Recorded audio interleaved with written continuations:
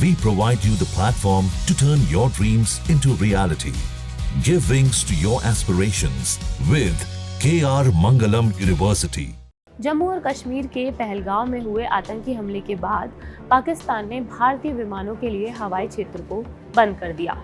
इससे भारतीय विमानों को लंबा चक्कर लगाकर खाड़ी देश या मध्य एशिया तक का सफर तय करना पड़ रहा है। हालांकि ऐसा नहीं है कि पाकिस्तान के इस फैसले से सिर्फ भारत को ही नुकसान हो रहा है। इसका बहुत बड़ा खामियाजा पाकिस्तान को भी भुगतना होगा, क्योंकि इस फैसले से पाकिस्तान के विमानन राजस्व को काफ़ी नुकसान पहुंचने की संभावना है। भारत दुनिया के सबसे बड़े और सबसे तेजी से बढ़ते विमानन बाजारों में से एक है। ऐसे में अब भारतीय विमानों से पाकिस्तान को मिलने वाला ओवर फ्लाइट शुल्क खत्म हो गया है।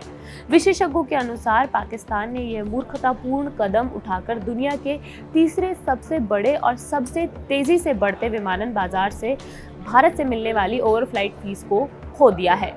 ओवर फ्लाइट फीस किसी देश के हवाई क्षेत्र को पार करने वाले विमानों से ली जाती है। पाक को भारत से हर साल ओवर फ्लाइट फीस के रूप में लाखों डॉलर मिलते हैं।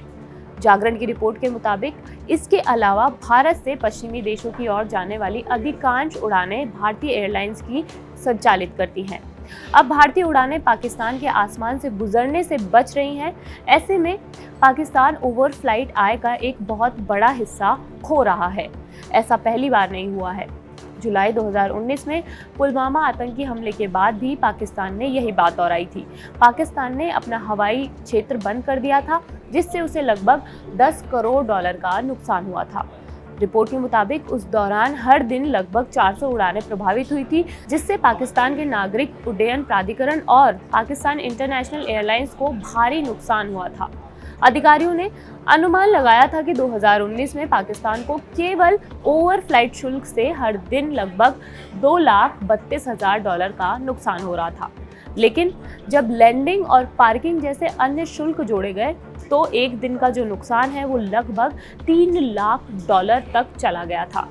पाकिस्तान कथित तौर पर एक बोइंग 737 के लिए लगभग $580 का ओवर फ्लाइट शुल्क लेता है। यह भारतीय एयरलाइंस द्वारा संचालित प्रमुख अंतर्राष्ट्रीय विमानों में सबसे छोटा माना जाता है।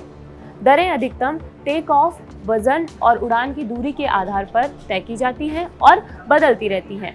बड़े विमानों को अधिक शुल्क देना पड़ता है। भारतीय एयरलाइंस पर हाल ही में प्रतिबंध के साथ इससे प्रतिदिन कम से कम $58,000 का नुकसान हो रहा है।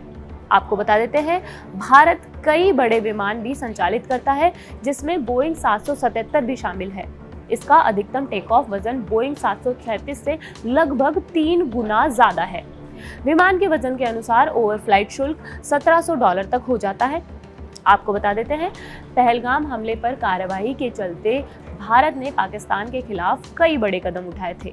नतीजतन पाकिस्तान ने भी 24 अप्रैल को ऐसा ही कुछ किया। उन्होंने भारत के लिए अपना एयर स्पेस बंद कर दिया।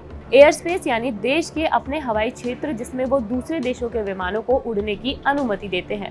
इससे भारत से पश्चिम की तरफ अंतर्राष्ट्रीय यात्राएं करने वाले लोगों के लिए टिकटें महंगी हो सकती हैं। साथ ही भारतीय विमान कंपनियों को नुकसान झेलना पड़ सकता है। लेकिन जो सबसे ज़्यादा बड़ा नुकसान हुआ है वो पाकिस्तान को हो रहा है।